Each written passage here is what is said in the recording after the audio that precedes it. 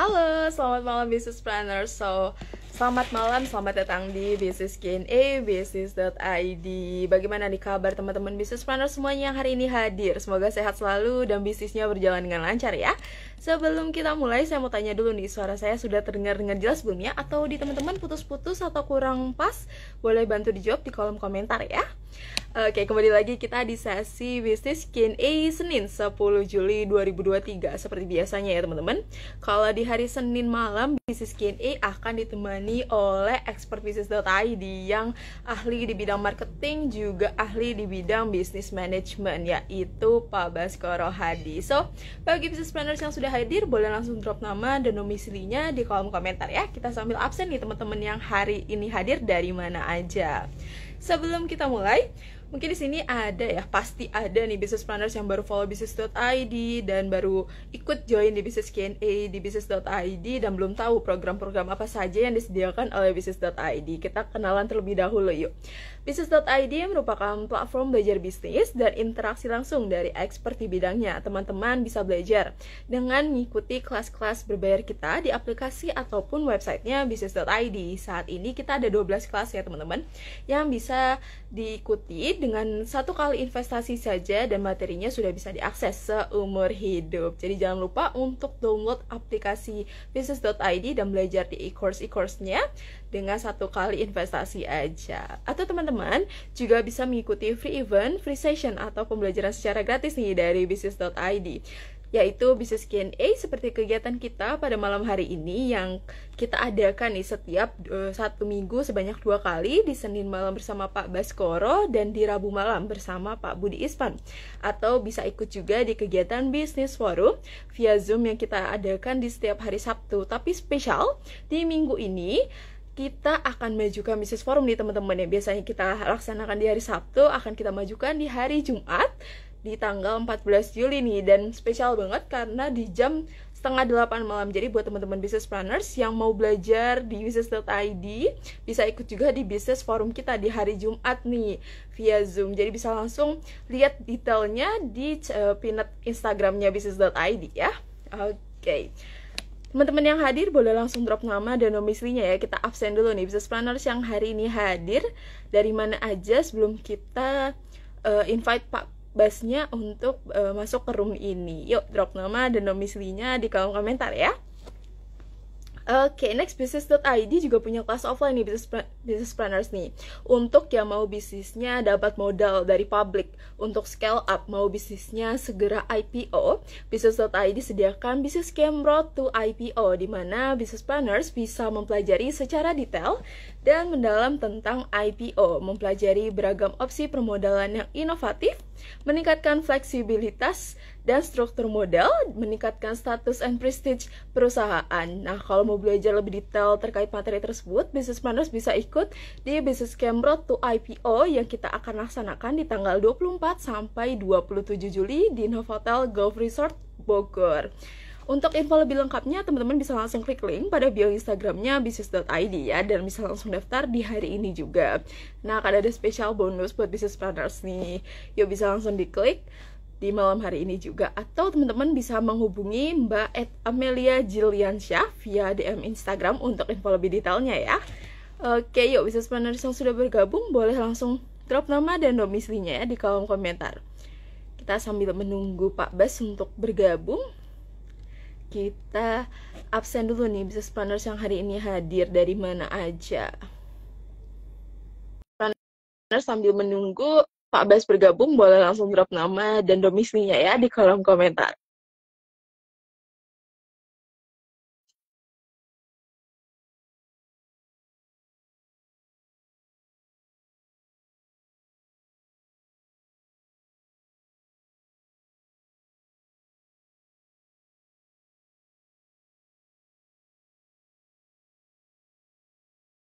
Yuk, ada bakso bakar Pak Denny yang sudah bergabung. Ada 23 Prayogo. Oke, Ken Sindol Ken. Oke, business planners yuk yang lain boleh langsung drop nama dan domisilinya ya di kolom komentar. Kita sambil menunggu Pak Bas untuk join di room. Kita absen dulu nih business planners yang hari ini hadir dari mana aja. Ada Pak Hergun _81. Ada Super Bakso Sobo. Oke, yuk. Yang lainnya boleh langsung ya drop nama dan domisilinya di kolom komentar.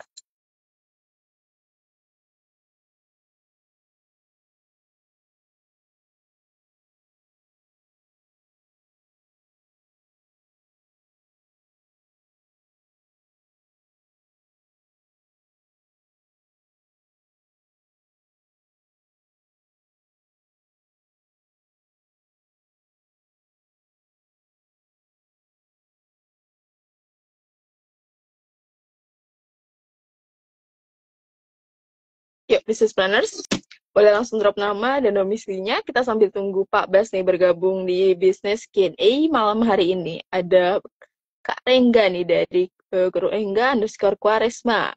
Ada Kak Usman dari Lombok, NTB. Oke. Ada Aminartono yang sudah bergabung juga. Oke, yang lain juga boleh langsung drop nama dan domisilinya ya. Kita bisa absen nih teman-teman yang hadir hari ini dari mana aja. Sepertinya Pak Bas sudah bergabung. Boleh dikirimkan ya Pak untuk join bergabung di room hari ini.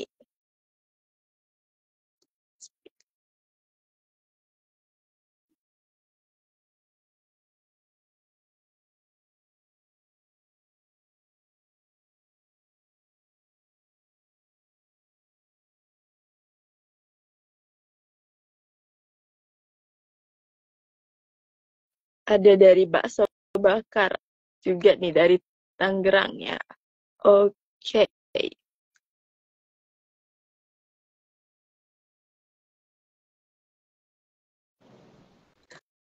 Halo, selamat malam Pak Bas. Halo, Reza. Selamat malam. Malam Pak. Gimana kabarnya Pak? Alhamdulillah, baik sekali. Gimana, Reza, kabarnya? Alhamdulillah sehat juga Pak. Gimana Pak hari ini ada aktivitas apa nih Pak bareng Business Planners nih Pak? Tadi saya ketemu eh teman di Pizza Hut. Ada namanya Di. Waktu itu ketemu di waktu dia bekerja di apa namanya bantu bakso Aci Akam ya. Tapi dia sekarang sudah apa namanya berlanjut dan bekerja di Pizza Hut. Jadi tadi seru sekali ngobrol-ngobrol dengan Z namanya. Ya seputar kuliner, seputar apa pemain-pemain kuliner yang besar lokal dan juga tentunya besar perusahaan global juga. Jadi tapi seru tadi. Terus saya sempat ke namanya apa namanya kok saya lupa di Cipete yang baru namanya apa Forest ya Urban Forest ya Urban Forest di Cipete. Oh oke. Sudah lama sih Urban Forest bukanya. Cipete ya Pak. Itu kayaknya udah rame banget tuh Pak di Instagram. Udah pernah dari sana? Belum Pak, tapi kayaknya viral banget jadi pasti masih rame banget. Mungkin menunggu agak surut biar lumayan sepi Urban Forest-nya tuh. Tadi saya kebenaran sama apa namanya anak saya berpikir habis meeting kan ada sisa waktu sebelum IG live malam ini. Pikir aduh mau kerja di mana nih? Akhirnya dia ngusulin di situ biasalah anak millennials kan. Ke sana aja gitu ya. Oke. Betul. Jadi saya pertama Ya kali ada. juga di situ. Betul. Oke, mungkin bisa dicoba ya Pak. Nextnya saya mau coba ke sana juga karena deket juga kan ya dengan MRT dan umum lainnya jadi lebih mudah juga. Oke. Betul. Oke. Ini udah ada Pak Hergun nih Pak dari Dapur Beta. Lalu ada dari Atun nih, Ratunzel. Oke, kita sambil menunggu bisnis planners yang lain juga ya Pak untuk bergabung di Business Q&A malam hari ini. Boleh kita mulai ya Pak sesi Business Q&A malam hari ini? Ya, silakan. Siap. Baik, Business Planners, di sesi Business Q&A malam ini, Pak Bas ini akan membahas topik menarik, yaitu We Are People's Manager. Seperti pada judul kita malam hari ini, kita akan kupas di sesi Business Q&A pada malam hari ini. Jadi, Business Planners yang sudah menyiapkan pertanyaan, dari sekarang boleh banget, atau udah punya pertanyaan, tapi di luar topik dari malam hari ini, boleh banget untuk tetap ditanyakan, boleh di-drop juga di box Q&A ataupun di kolom komentar ya, Business Planners. Sebelum kita mulai ke sesi Q&A atau pertanyaannya, Pak Bas nih akan terlebih dahulu sharing terkait topik malam hari ini. Yuk kita simak. Silakan Pak Bas. Ya, selamat malam kembali teman-teman. Assalamualaikum warahmatullahi wabarakatuh. Salam sejahtera buat kita semua. Bersyukur sekali kita malam ini masih bisa bertemu. Satu nikmat yang luar biasa kalau kita pikir-pikir ya. Ini tadi saya senyum-senyum ada yang apa namanya, yang hadir yang sudah lama nggak hadir. Namanya Zofar Ahmad. Saya nyimak coach. Oke, Zofar kemana aja nih? Udah berapa tahun dia tidak muncul nih? Dia sempat apa ya namanya mungkin sebelum pandemi ya, pendampingan dengan saya dan Pak Budi. Tapi setelah itu menghilang di apa namanya di telan bumi. Jadi saya senang kembali lagi Zofar. Selamat bergabung kembali. Terus tentunya ada Heru. Ya, coach. Ada Heru di Dapur Beta dari Bandung. Tadi dari NTB siapa tadi? Usman ya. Usman dari itu. Terus dari mana lagi nih yang udah nyampe nih di sini nih, teman-teman nih. Suaranya Ada bakso bakar nih Pak dari Tangerang. oke. Ada dari Kendal juga, dari @atun_ratunzul nih. Oke, ada dari Jogja nih ya, Muhammad Ali. Right, ya. Ya seru sekali. Oke, baik kalau gitu saya mulai aja ya. Topik malam ini kita mau bicara mengenai lebih ke HR ya, mengenai ke human resource atau human capital dan berhubungan dengan orang, dengan tim. Nah, topik yang saya ingin angkat malam ini, we are people's manager. Nah, ini satu hal yang mungkin lebih banyak pengubahan dalam hal mindset ketimbang pemahaman tentang tim itu sendiri gitu ya. Jadi,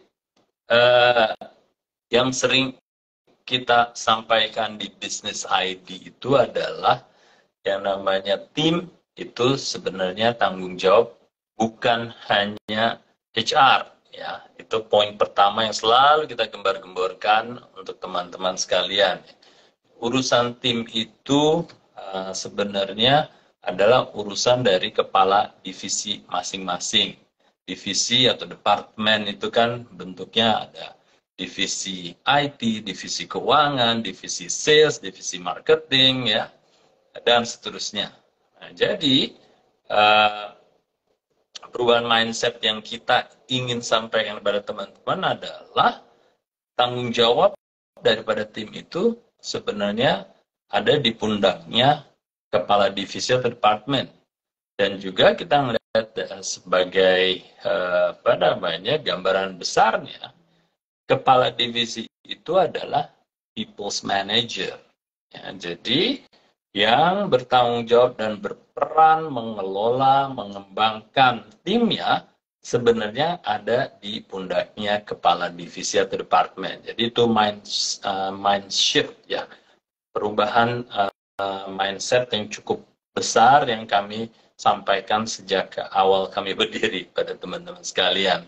Nah, sebenarnya malam ini saya ingin mengingatkan kembali, merefresh apa yang kita sampaikan. Dan ini juga lanjutan dari workshopnya Bu Evita dan Pak Budi kemarin ya, mengenai HR management. Bagaimana kita melihat HR ya dari gambaran besarnya. Jadi kembali ke topik, we are people's manager. Jadi saya ingin mengingatkan kembali kepada teman-teman, mau itu business owner yang belum punya kepala divisi, ataupun business owner yang punya beberapa kepala divisi, itu harus punya mindset yang seperti ini. Ya, ownersnya, kepala divisinya harus punya mindset bahwa we are people's manager. Nah, tentunya kalau kita sudah punya mindset itu, pertanyaannya adalah, lah, perannya HR jadi apa dong? Ya kan? Perannya yang saya anggap waktu itu pokoknya urusan semua orang, semua tim itu ya HR, gimana dong gitu kan?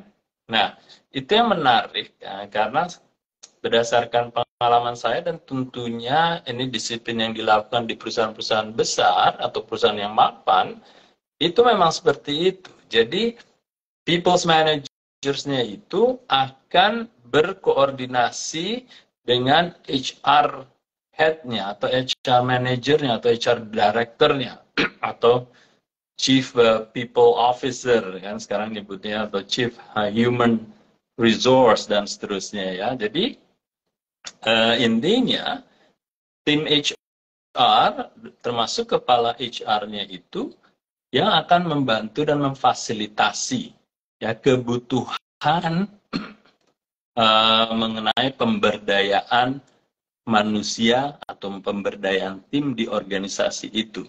Tapi sekali lagi ingat bahwa penggeraknya dan yang mengangkat kebutuhannya itu sebenarnya adalah kepala divisi masing-masing. Ya, jadi itu yang harus teman-teman pahami dan yakini ya, bahwa dalam hal people's manager adalah kepala divisinya. Nah, kadang-kadang kita berpikir kalau kita terlalu mengandalkan HR, harus tahu semua, harus tahu dan bisa memfasilitasi semua kebutuhan divisi, itu tantangannya akan berat sekali. Bisa dibayangkan ya, saya ambil contoh. Sebuah bisnis yang berkembang pesat dan berbasis soal teknologi atau berbasis soal digital.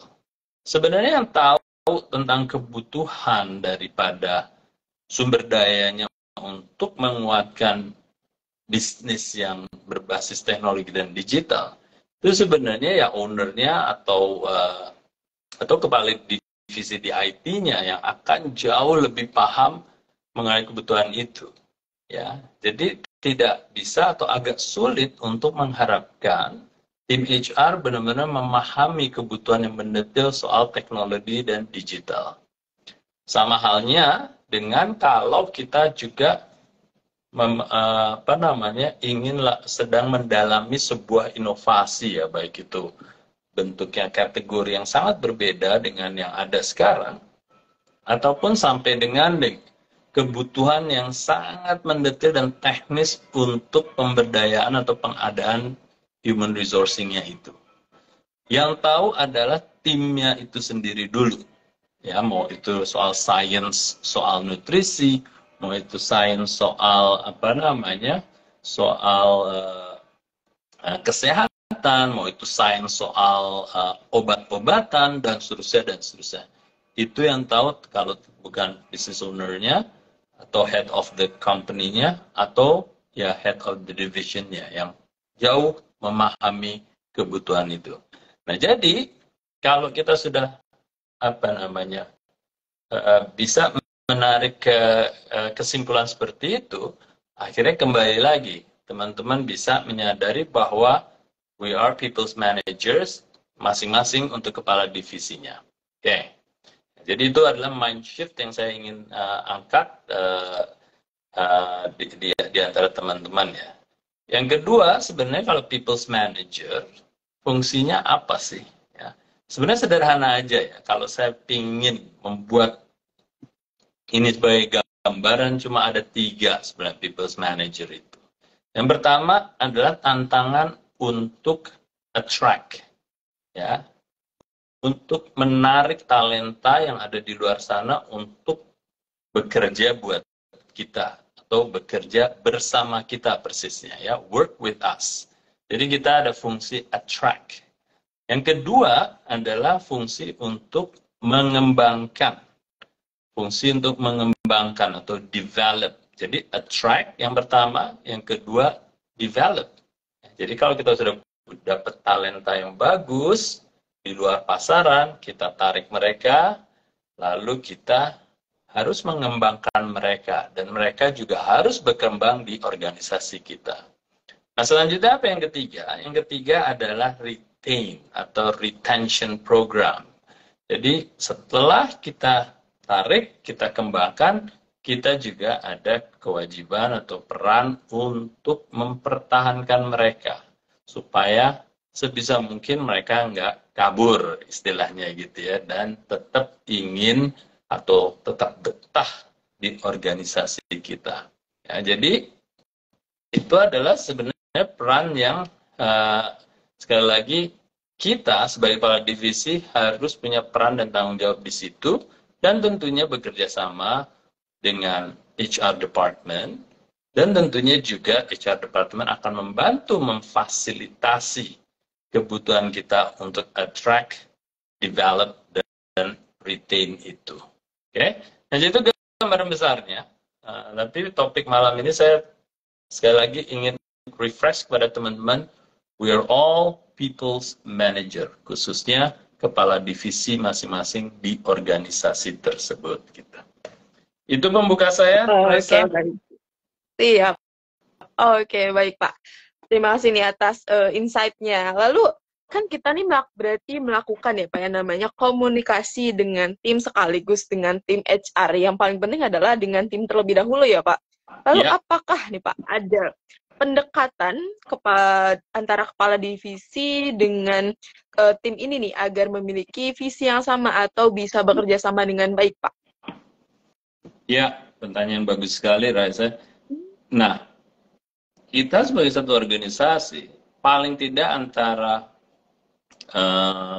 pucuk pimpinan, ya dalam hal ini bisa CEO, bisa managing director, bisa president director, apapun title-nya, dengan kepala divisi masing-masing paling tidak menjadi dewan atau dewan pimpinan atau leadership team, ya, atau dewan direksi, atau kita juga sering sebut namanya board of director gitu ya, tim eksekutif ya. Nah, paling tidak dari atas ini, pucuk pimpinan dan M-1-nya atau satu level di bawahnya, yaitu kepala divisi, itu harus punya keselarasan antara purpose of the business, ya kan, vision, mission of the business, sampai core values dan juga environment atau kebudayaan yang akhirnya nanti akan dibangun.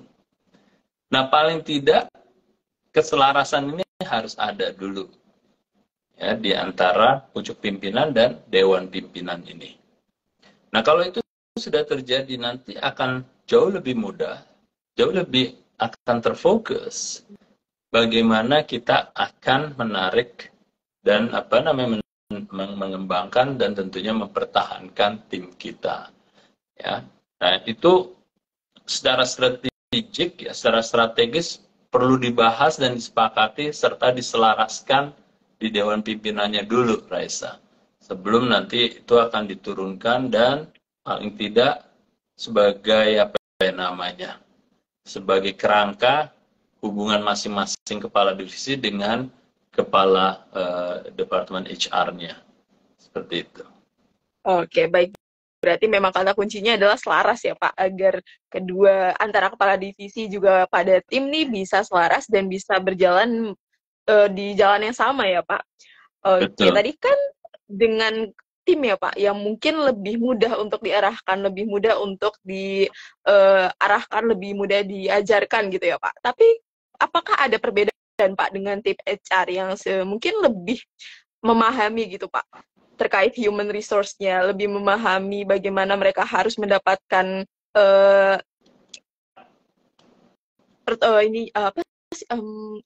dapat reward-nya gitu Pak.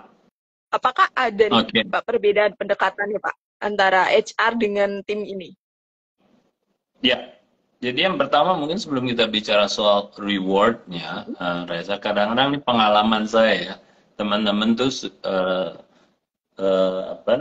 kadang berasumsi yang namanya kebutuhan mencari, anggap aja lah yang sering terjadi, ingin nyari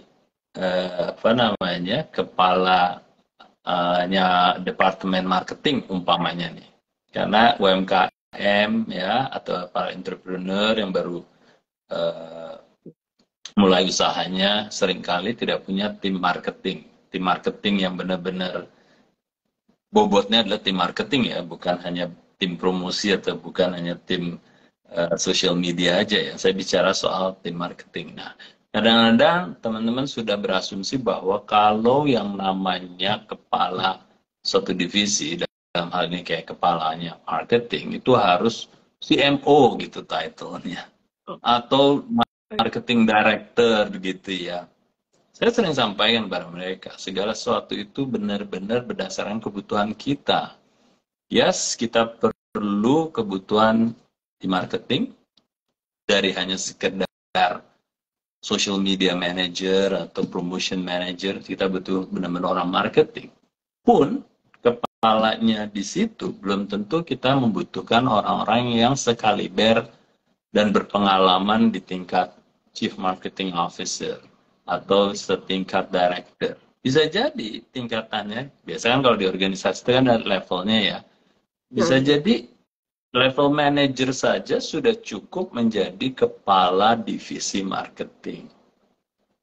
Nah, hal ini sebagai divisinya, kepala divisinya, kita harus menyadari itu, kebutuhan kita itu apa dan sekaliber apa. Nah, ini yang harus dikomunikasikan kepada tim HR.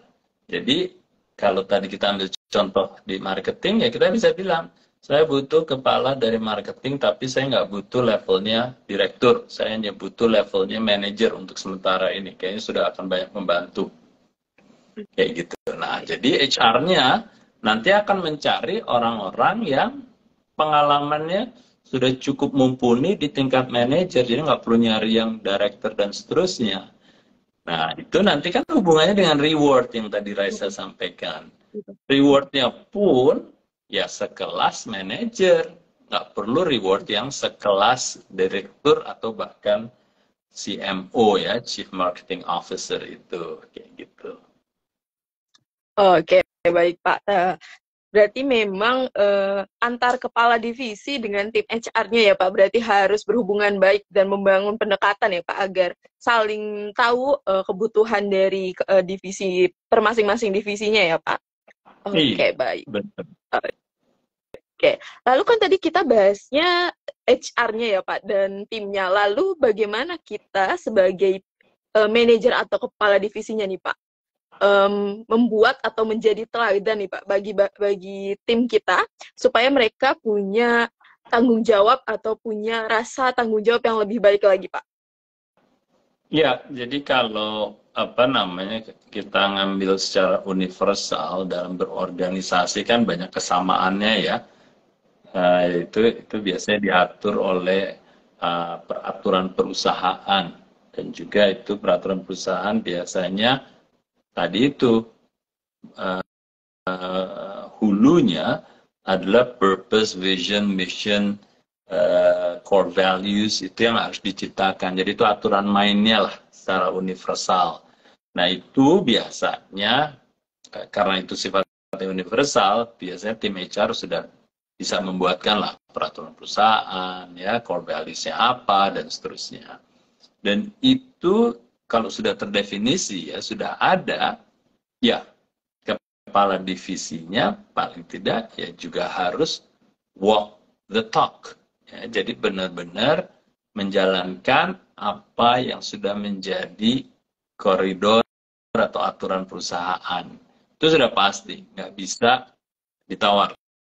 Gitu ya istilahnya, karena kita people's manager, kita pun juga harus memberi contoh. Memberi contohnya pun ya benar-benar walk the talk, jadi bukan NATO aja ya, no action talk only kan gitu ya, karena sering terjadi tuh ya, no action talk only aja, talk only gitu, tapi ternyata dia juga nggak melakukan. Ya gimana bisa timnya akan berkaca dan melakukan apa yang diharapkan oleh kepala divisi dan organisasi secara keseluruhan itu. Oke, berarti memang jangan banyak janji ya Pak, cukup aksinya ya Pak yang diperbanyak oleh kepala divisinya agar bisa dicontoh dengan baik. Oke, lanjut nih Pak. Lalu berarti kan sebagai kepala divisi kita harus mengelola individunya ya Pak secara personal gitu, berarti sendiri-sendiri ya Pak, nggak bisa kita gabungkan semuanya secara tim, berarti kita harus ada yang kita pisahkan pribadi sendiri-sendiri gitu. Lalu bagaimana nih Pak peran kepala divisi untuk mengelola kinerja individunya tersebut Pak? Oke, kalau kita bicara soal kinerja, berarti kan performance. Berarti kalau performance harus ada yang namanya job description-nya dulu. Ya, job description-nya harus jelas. Sehingga peran dan tanggung jawab, walaupun dalam satu divisi itu jelas. Yang manajer tugas dan peran dan tanggung jawabnya apa, ya, yang tingkat supervisor juga peran dan tanggung jawabnya apa, itu ada semua di job description. Dan tentunya kalau udah ada job description, ada yang namanya KPI dalam kesehariannya atau dalam 1 tahun ini, pencapaian apa yang diharapkan dari kita secara individu. Ya, jadi ada personal objektifnya dari job description tadi, dan tentunya yang hubungan langsung dengan bisnisnya itu sendiri. KPI dalam bisnis itu apa sih? Ya, contohnya KPI untuk pencapaian penjualan, KPI untuk pencapaian tingkat profit tertentu, KPI tentang managing cost untuk tertentu ya. Jadi ada 2 part ya. Satu adalah yang berhubungan dengan berlaku sesuai dengan job description-nya. Yang kedua juga yang namanya ada business KPI. Jadi bisnis yang harus dicapai, matriks-matriksnya apa saja dan seberapa besar. Jadi sesederhana itu. Sehingga orang-orang atau tim kita menjadi tahu tugasnya apa dan apa yang diharapkan pencapaian saya paling tidak dalam 1 tahun ini. Seperti itu. Itu yang bisa diukur dan dievaluasi secara berkala. Oke, baik Pak. Lalu Pak, apa nih Pak yang harus jadi prioritas dari seorang kepala divisi terhadap timnya Pak? Apa maksudnya gimana? Apa yang harus menjadi prioritas Pak dari tim kita, dari timnya ini sebagai seorang kepala divisi? Ya, harapan kita tentunya biasanya kalau bisnis objektif itu kan ada objektif yang secara keseluruhan yang akan dicapai oleh organisasi ini, gitu ya. Contohnya salah satunya gampang lah, semua itu punya yang namanya objektif pencapaian penjualan. Nah, biasanya dari situ nanti akan dipecah-pecah tuh objektif itu ke masing-masing divisi. Ya, kalau dia divisi sales, bagaimana untuk mencapai penjualan yang sekian besarnya itu dipecah lagi terhadap fungsi sales. Apa sih pecahan dari fungsi sales? Bisa jadi titik distribusinya, ya, yang harus dicapai. Saya untuk mencapai angka seperti itu, berarti saya harus membuka titik distribusi sebanyak ini. Atau saya harus membuka channel-channel tertentu. Ya, jadi kembali lagi, harapan dari kepala divisi itu terhadap timnya adalah turunan dari objektif besar dari perusahaan ke objektif masing-masing divisi itu tadi. Jadi tugas utamanya kepala divisi atau kepala departemen adalah menerjemahkan objektif besar dari perusahaan ke objektifnya masing-masing divisi. Nah, kalau itu sudah terdefinisi, sudah kelihatan, nah itu yang harus diturunkan kepada timnya. Oke, baik Pak. Jadi memang harus menerjemahkan ya Pak agar timnya pun mengerti sesuai divisinya. Oke, baik. Lalu Pak, bagaimana seorang kepala divisi Pak bisa meningkatkan kepuasan kerja, atau apa yang harus sebagai kepala divisi lakukan untuk meningkatkan kepuasan kerja dari timnya? Ya, nah itu tadi maksud tadi setelah kita attract, kita kan harus develop dan retain ya.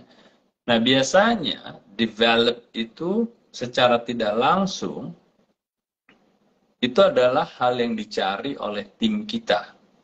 Ya. Karena kalau di organisasi dengan tim yang sudah mulai mapan, biasanya timnya itu akan merasa senang kalau dia merasa dikembangkan di organisasi ini. Jadi itu adalah satu kenyamanan ya. Jadi nggak kerja yang hanya kerja gitu ya, hanya pokoknya dikasih apa dia kerjain aja tanpa tahu juntrungannya kemana. tapi dia merasa bahwa oh saya bisa berkembang di sini, saya bisa belajar untuk melakukan task tertentu ya, tugas-tugas tertentu. Akhirnya dengan semakin bervariatifnya pekerjaan, otomatis dia juga merasa bahwa dia lebih berpengalaman atau lebih skillful atau lebih terampil untuk melakukan lebih banyak pekerjaan. Nah, itu salah satu bentuk bagaimana kita membuat tim kita nyaman, ya. Dan tentunya banyak sekali. Nah, di samping mendevelop mereka, ada program-program retention. Ya, program-program retention apa?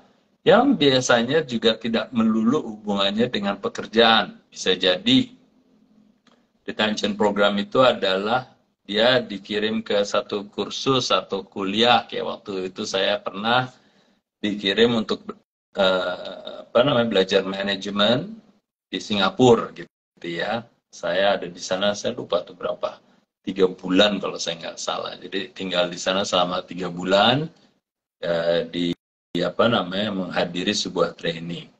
Bisa juga bentuk retentionnya tadi adalah mungkin diberikan cicilan rumah, ya. Sekali lagi ini tidak ada, bisa jadi tidak harus berhubungan langsung dengan pekerjaan. Cicilan rumah. Ada yang namanya dulu juga zaman saya profesional itu ditawarkan car ownership program, program kepemilikan kendaraan. Macam-macam, ada mungkin beasiswa untuk anak-anaknya untuk sekolah. Ya, jadi kenyamanan kerja itu biasanya masuk dalam program retention tadi. Ya, ingat yang ketiga tadi ya. Bagaimana kita meretain atau mempertahankan tim kita bisa dengan memberikan bermacam-macam insentif itu. Betul. Tapi seiring berjalannya waktu tetap ya Pak harus mengikuti zamannya, termasuk dari attract, develop, sampai ke retention ya. Berarti butuh pendekatan lebih detail lagi ya Pak, dan pendekatan baru yang sesuai dengan zamannya agar tetap bisa mengikuti dan mereka bisa bertanggung jawab sepenuhnya dengan tugas atau pekerjaan dari tiap-tiap divisi. Oke, mungkin nih Pak, balik lagi ke dasarnya. Apa sih Pak yang dibutuhkan atau keterampilan apa yang dibutuhkan nih oleh seorang kepala divisi yang bisa menerapkan konsep We Are People's Manager ini, Pak? Ya, nah itu bagus sekali pertanyaan. Biasanya ini juga bekerja sama dengan HR-nya juga. Ya, jadi apa sih menjadi People's Manager itu? Biasanya juga bisa bertanya dengan tim HR yang mungkin lebih berpengalaman ya.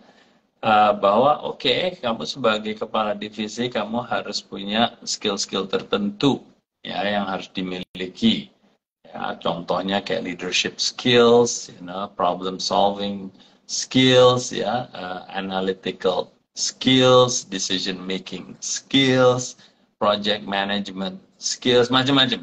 Ya, jadi itu biasanya kepala divisi HR itu bisa membantu juga kepala divisinya untuk menjadi people's manager yang baik. Apa sih kebutuhan-kebutuhannya seperti itu. Ya, kadang-kadang kan karena kita berangkatnya dari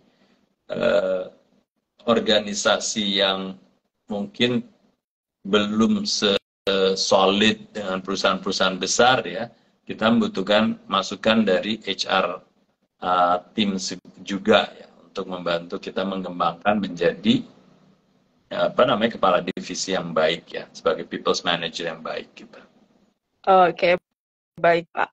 Lalu Pak, mungkin sebagai kepala divisi pastinya harus sering berkomunikasi dengan tim HR atau bahkan sampai ke tingkat CEO dan owner ya Pak. Nah, lalu dan mungkin tidak bisa setiap kita berdiskusi ya Pak atau berbincang dengan owner atau CEO itu tidak mungkin kita selalu bersependapat ya Pak.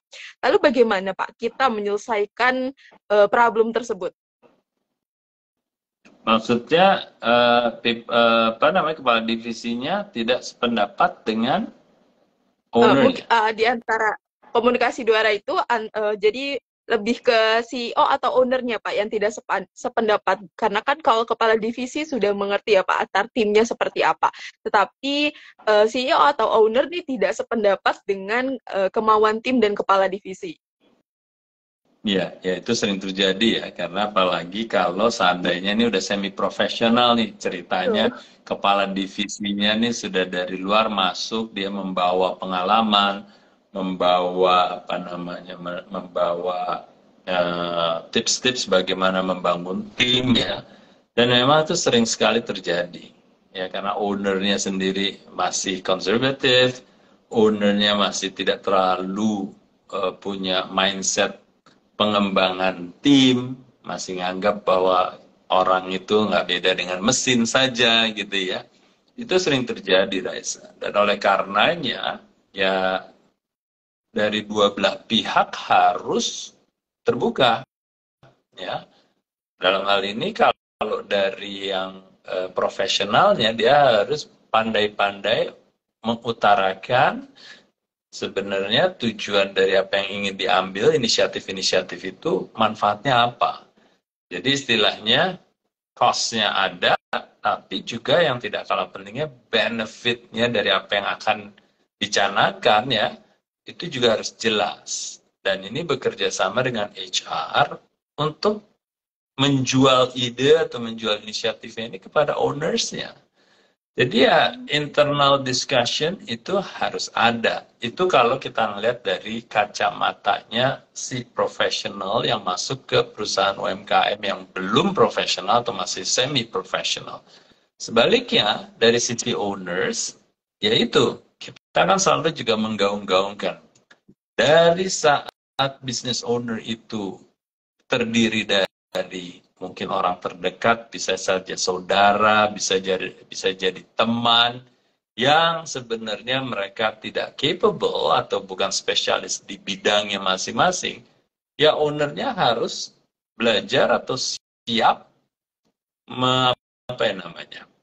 memeluk perubahan itu gitu ya. Jadi harus ada dua sisi keterbukaannya itu, harus ada conversation-nya dan harus ada tentunya kesepakatan bahwa yang namanya perusahaan kecil, perusahaan keluarga harus transisi ke profesionalisme. Jadi kedua sisi harus terbuka. Oh, oke, berarti memang kedua sisi ya Pak antar CEO atau owner pun harus siap menerima pendapat dari kepala divisi dan tim HR juga untuk saling berpendapat dan berdiskusi. Oke, baik Pak. Lalu Pak, tadi kan kita sudah bahas ya Pak terkait kepala divisi harus seperti ini, lalu tugas ininya seperti ini. Lalu sebenarnya apa saja Pak tugas yang harus dilaksanakan nih oleh kepala divisi? Tugas yang harus dilaksanakan oleh kepala divisi. Ya, jadi kalau tugas kepala divisi itu dia harus tahu pertama sebenarnya apa sih yang ingin dicapai oleh organisasi secara besarannya. Ya, jadi tugasnya dia yang utama adalah menerjemahkan bisnis objektif kepada department objektif. Itu yang paling besar. Ya. Nah, karena di divisi dia atau departemen dia itu kan terdiri dari serdadu-serdadunya dia, timnya dia. Nah, jadi tugas utama tidak hanya menerjemahkan, tapi juga memberikan kewenangan kepada timnya untuk pencapaian daripada department objektif tadi. Yang seperti tadi saya kasih contoh, kalau seandainya kita di divisi sales, berarti kepala salesnya atau kepala department salesnya itu harus bisa menerjemahkan objektifnya yang spesifik untuk pencapaian tim sales. Contohnya apa tadi itu? Ya, jualannya, terus juga titik distribusinya sebagai contoh, bisa jadi jenis channel atau jenis outlet yang harus dibuka, berapa jenisnya dan berapa banyaknya, sampai turun ke yang namanya sales call ya. Sales call itu adalah kunjungan orang sales ke beberapa outlet dalam sehari dan harus jualan berapa di masing-masing outletnya. Nah, itu detail sekali. Tapi intinya yang Raisa tanyakan itu benar-benar valid gitu ya. Jadi kepala divisi dari masing-masing divisi itu harus punya objektif yang jelas, bagian dari terjemahan bisnis objektif yang lebih besar ke department's objektif itu tadi. Itu tugas utamanya. Oke, baik Pak. Jadi memang yang paling penting adalah menerjemahkan ya Pak terlebih dahulu agar tim juga bisa mengerti mereka nih bertugas seperti apa, bertanggung jawab di bagian apa, dan lebih mudah ya Pak untuk menjalankan tugas-tugasnya. Oke, baik Ya. Pak. Pastinya ya Pak, dalam tim kan ada banyak orang ya Pak. 5 sampai 10 per timnya misalkan. Lalu mereka punya problem di masing-masing pekerjaannya. Lalu bagaimana seorang kepala divisi nih Pak bisa membantu dan mengidentifikasi nih Pak dari masalah dari personal atau tim personal tersebut. Ya, menarik sekali Raisa. Karena pada kenyataannya kalau kita bekerja kan ini kan profesional ya, dari kita sebut profesional. Tapi yang menarik ya berdasarkan pengalaman saya kalau kita sudah di level yang ya at least tadi itu kepala divisi, karena ada bobot yang namanya personal issues yang harus kita kita tangani juga gitu ya. Kalau saya punya tim ternyata ada gangguan dari performanya, bisa jadi masalahnya atau akar permasalahannya itu bukan ada hubungannya dengan profesionalismenya. Bisa jadi ada urusan personalnya. Nah, people's manager, makanya kita nyebutnya people's manager, juga harus biasanya bisa menggali akar permasalahan dari timnya. Mau itu profesional, sampai pun itu yang namanya personal. Saya ngalamin, jadi kadang-kadang ada urusan keluarga, ada urusan personal, itu sangat mempengaruhi performanya. Oleh karenanya, kepala divisi ini juga harus menjadi orang yang terdekat dan orang yang approachable oleh timnya. Ya. Kalau mungkin Raisa pernah dengar dari pemaparan saya, salah satu good leader itu adalah menyebutkan bahwa my team work with me, ya, bukan my team work for me. Jadi kita sama-sama bekerja, walaupun saya sebagai atasan, saya lebih memposisikan saya bahwa dia bekerja sama dengan saya. Oleh karenanya, dengan seperti itu, biasanya mereka akan lebih terbuka. Tidak hanya dari sisi profesional, tapi juga dari sisi personal. Seperti itu. Oke, baik. Jadi sampai ke akar masalah pribadi pun ya Pak, seharusnya sebagai kepala divisi pun bisa membantu dan mengatasi ya Pak, supaya tetap terjaga juga stabilitas pekerjaannya ya Pak. Oke, baik. Mungkin ada nggak sih Pak dari perusahaan-perusahaan besar nih Pak, cerita-cerita menarik terkait We Are People's Manager ini Pak? Mungkin banyak business planners yang ingin tahu juga, karena seperti apa sih kalau di perusahaan besar nih We Are People's Manager ini? Silakan. Kadang anaknya sakit, ada sakit yang cukup unik sakitnya, dan orang tuanya, yaitu orang tuanya adalah tim saya, harus mendedikasikan fokusnya, perhatiannya kepada anak yang lagi sakit ya. Kadang ada urusan ya yang sering terjadi adalah urusan suami istri gitu ya. Itu yang biasanya dua urusan pribadi yang sering terjadi. Jadi biasanya masalah kesehatan anak atau urusan rumah tangganya, itu yang dua topik tertinggi lah yang sering terjadi, yang bisa menjadi akar permasalahan kinerjanya terganggu di perusahaan. Itu sih. Oke, baik. Berarti memang masalah utamanya antar rumah tangga atau dengan orang tua ya Pak? Menjadi hot topic ya Pak di perusahaan besar.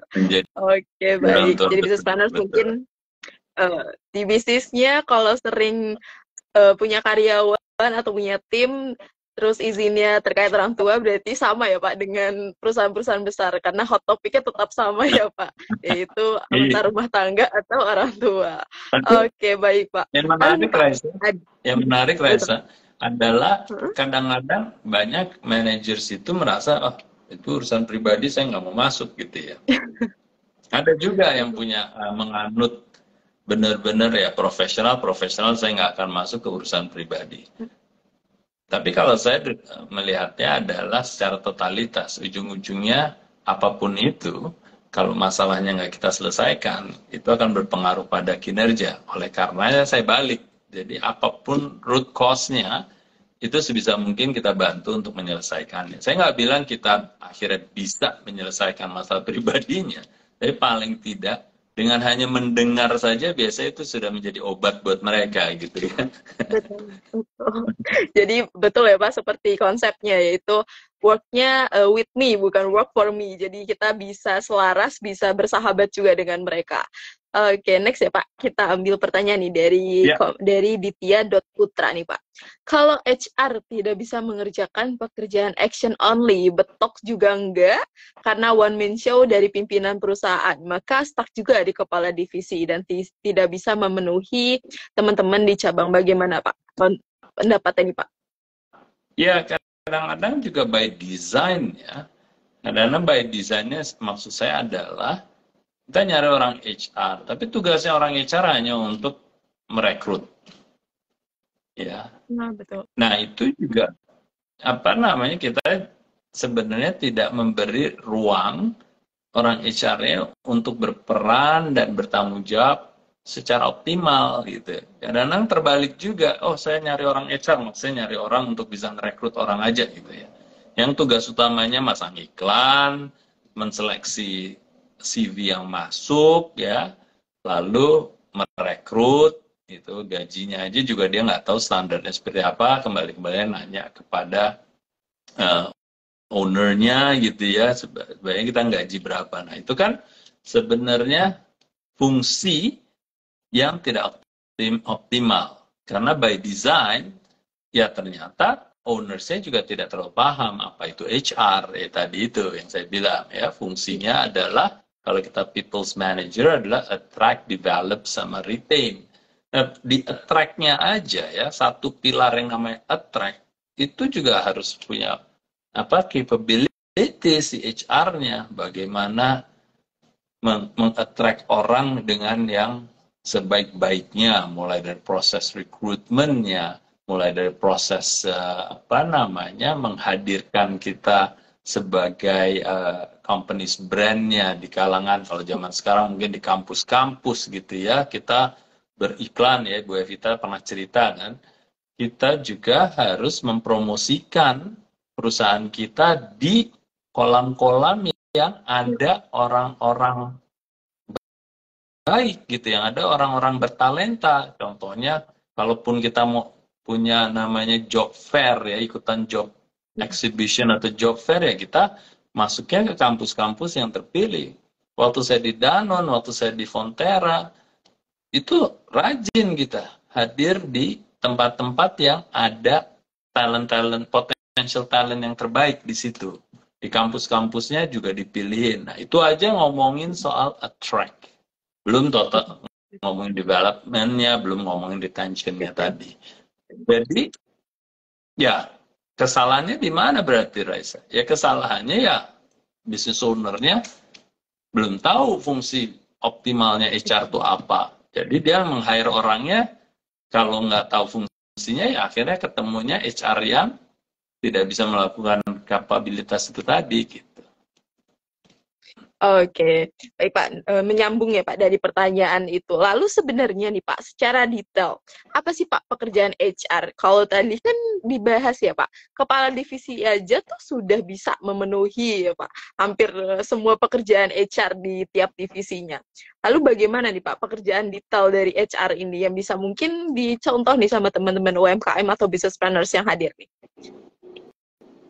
Kalau detailnya saya, ya itu nanti bisa belajar di workshopnya Ibu Evita ya. Tapi Betul, betul. intinya adalah maksud saya peran tadi untuk attract, develop, sama retain itu adalah fungsi utamanya HR. Ya, jadi kalau didetailkan lagi tadi ya soal attract ada lagi itu strateginya, soal development ada lagi strateginya, soal apa namanya retention ada lagi strateginya ya. Kalau itu mau bicara soal detail sih bisa, saya pernah melakukan itu juga.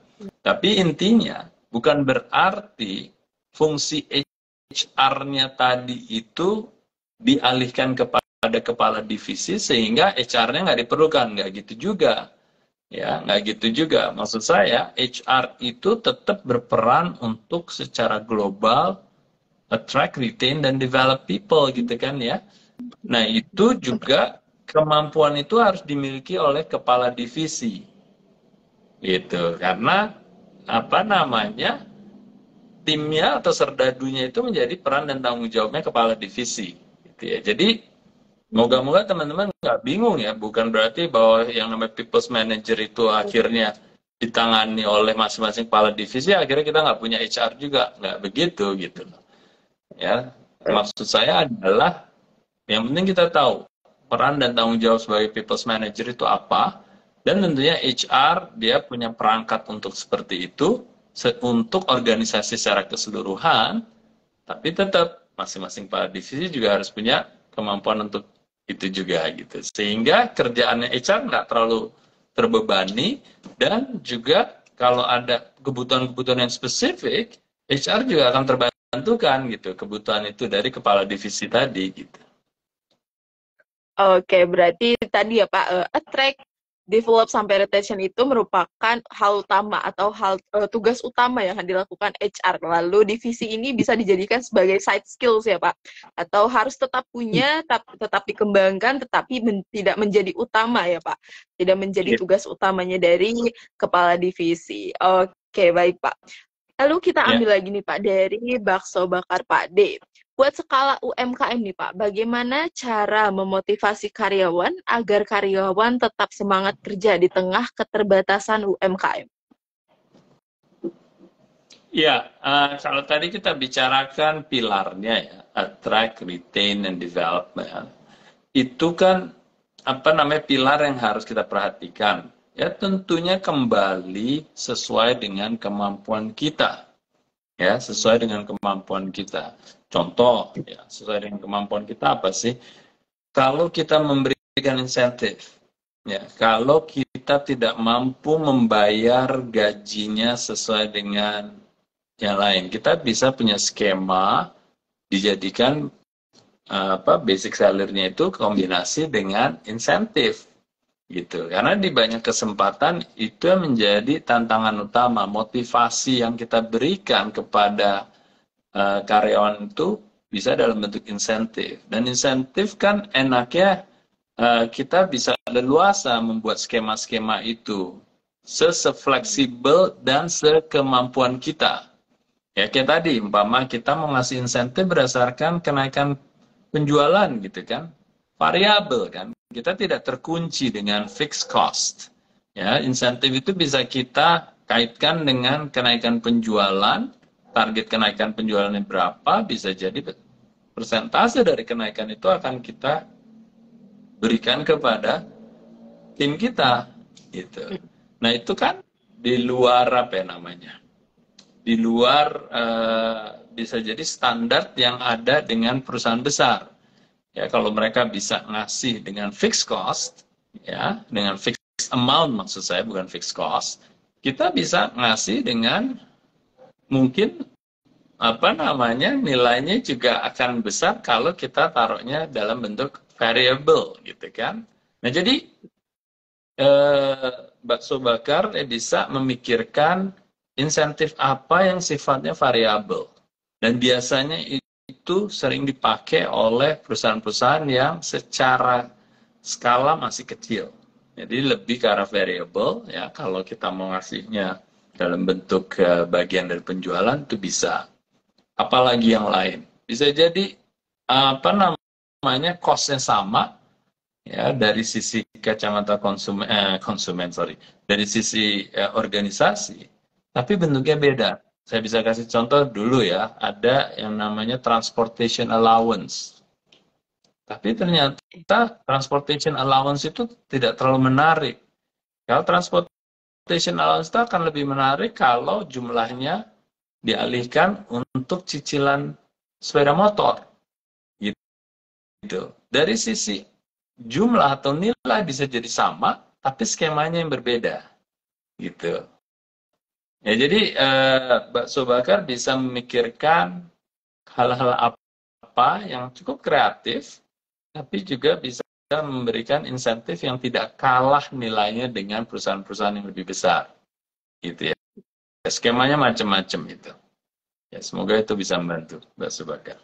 Oke, baik Pak. Semoga bisa membantu di jawaban dari Pak Basyak, dari bakso bakar Pak D. Next kita ke Bang Ori Gagah nih, Pak. People manager ini di level kepala divisi saja, Pak. Bagaimana di atasnya seperti manajer operasional dan manajer finance? Apakah termasuk dalam people manager juga? Oh ya, jadi kalau kepala divisi maksud saya adalah kepala departemen. Dan seperti tadi yang saya ungkapkan di awal, kepala dari divisi atau kepala dari departemen bisa saja levelnya berbeda-beda. Ya, bisa jadi kepala divisi dari sales, dia levelnya manager. Bisa jadi kepala divisi sama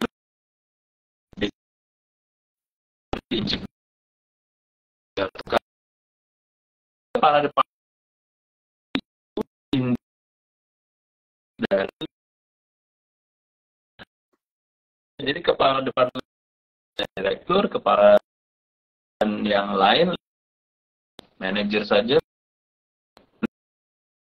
siapapun levelnya, selama kepala divisi departemen juga gitu. Bahkan saya itu tidak hanya kunci atau yang namanya people's manager adalah kepala departemen. Bahkan dari subdivisi atau subdepartemen itu atau alias support saya yang dalam struktur saya itu saya juga tuntut mereka sebagai people's manager juga. Karena ini managers ini people's manager, kata-kata manager ini maksud saya bukan title ya. Maksud saya adalah mereka adalah pengelola gitu.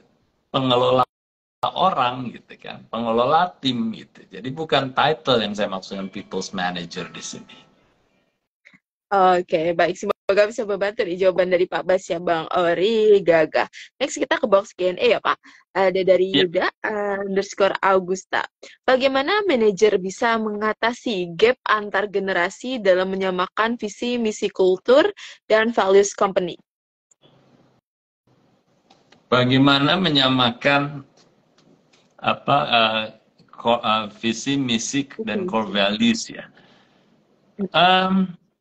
Ini sebenarnya mau dibilang tantangan yang besar, benar tidak kecil tantangannya, tapi dibilang besar pun juga sebenarnya nggak terlalu besar. Artinya apa?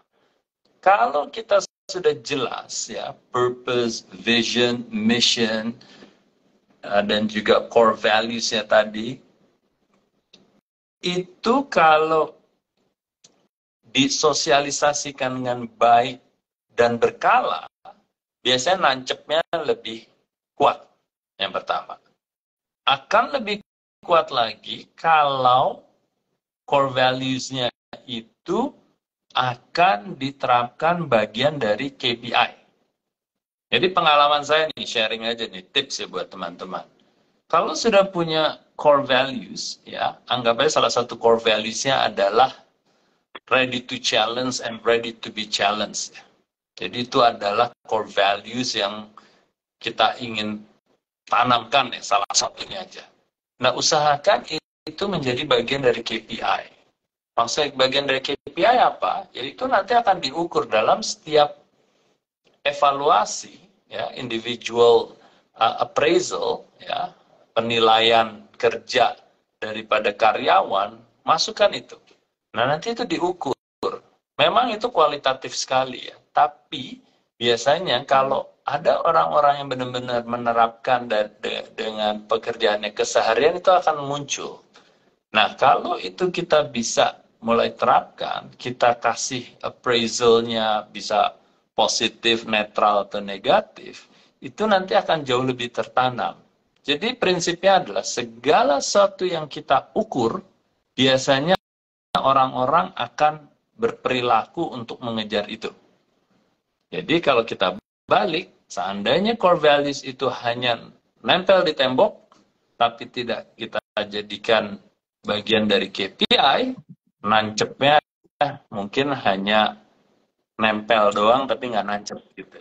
Kalau cuma nempel doang, kalau lama-lama nggak kita praktekin, ya lepas lah. Gitu ya. Jadi ingat, identifikasi purpose, vision, mission, core values, lalu itu disosialisasikan, dan yang kedua, jadikan bagian dari KPI. Sehingga itu bisa dievaluasi berkala. Ya, bisa 3 bulanan, 6 bulanan, bahkan bisa setahun sekali kita lihat. Oke. Oke, baik Pak. Semoga bisa membantu di jawaban dari Pak Bas ya, Kak Yuda _Augusta. Oke Pak, kita sudah sampai di jam 8.47 nih. Sebelum kita tutup sesi Business Q&A malam hari ini, mungkin nih Pak ada pesan dulu nih untuk business planner supaya bisa memanage people-nya atau kepala divisinya, kepala departemennya agar lebih baik lagi ke depannya. Silakan Pak. Ya, terima kasih teman-teman udah bergabung malam ini ya. Semoga masih tetap semangat terus ya. Ini udah jam 9 9 kurang 15 ya, kurang lebih ya. Intinya yang ingin saya sampaikan adalah sederhana saja. Yang namanya managing people atau kita menjadi pengelola people itu bukan tanggung jawab HR semata. Jadi, walaupun ada HR, dengan segala kemampuan dan kapasitasnya, kita paling tidak di kepala divisi atau kepala departemen juga menjadi people's manager. Ya, sehingga kita bisa mengelola tim kita jauh lebih efektif. Karena yang jauh lebih tahu tentang kebutuhan timnya adalah kepala timnya itu atau kepala departemennya itu. Nah, dari situ, kalau kita sudah pahami kebutuhan kita masing-masing, kita bisa bekerja sama dengan HR dan tugasnya HR akan jauh lebih dimudahkan oleh kita, sehingga dia bisa lebih bantunya lebih baik lagi. Oke? Oke, jadi business planner setelah dengar insight hari ini gimana? Udah siap untuk melakukan perubahan nih untuk tim juga, kepala divisi, atau bahkan sampai ke bisnisnya, jadi siapkan ya. Dan untuk HR ini kita juga pernah bahas secara detail dan lebih lengkap lagi di Business Forum, juga Business Q&A bersama Pak Budi dan Bu Evita juga nih. Jadi Business Planners bisa simak kembali lebih detail dan lebih lengkapnya di Business Forum di aplikasi ya teman-teman. Oke, sampailah kita di penghujung sesi Business Q&A malam hari ini. Terima kasih banyak Pak Bas sudah meluangkan waktunya nih. Padahal tadi jalan-jalan ya Pak, ada meeting, jalan-jalan juga, tapi sempat nih memberikan insight-nya pada malam hari ini. Terima kasih banyak ya Pak. Semoga bisa bermanfaat dan bisa dipraktekkan dengan baik ya oleh business planner semuanya. Dan nggak ketinggalan nih untuk business planners yang sudah siap untuk IPO atau mau mempelajari secara detail juga mendalam terkait IPO, mempelajari beragam opsi pemodalan yang inovatif, meningkatkan fleksibilitas struktur modal, meningkatkan status sampai ke prestige perusahaan, bisa langsung nih bergabung di Business Camp Road to IPO di tanggal 24 sampai 27 Juli di Novotel Resort Bogor nih. Pendaftarannya bisa langsung klik link pada bio Instagramnya business.id. Jadi buat business planners yang udah siap IPO atau mau IPO, bisa langsung daftar di business camp tersebut. Dan kita juga ada special business forum ya teman-teman di hari Jumat di tanggal 14 Juli di jam 19.30. Detailnya bisa langsung dicek di pinned Instagramnya business.id. Oke, terima kasih banyak Pak Bas sudah meluangkan waktunya nih di malam hari ini. Sama-sama, thank you Raisa sudah menemani saya. Terima kasih teman-teman yang sudah bergabung lagi. Sampai ketemu lagi. Sampai jumpa. Selamat malam dan selamat beristirahat Pak Bas. Oke, business planners.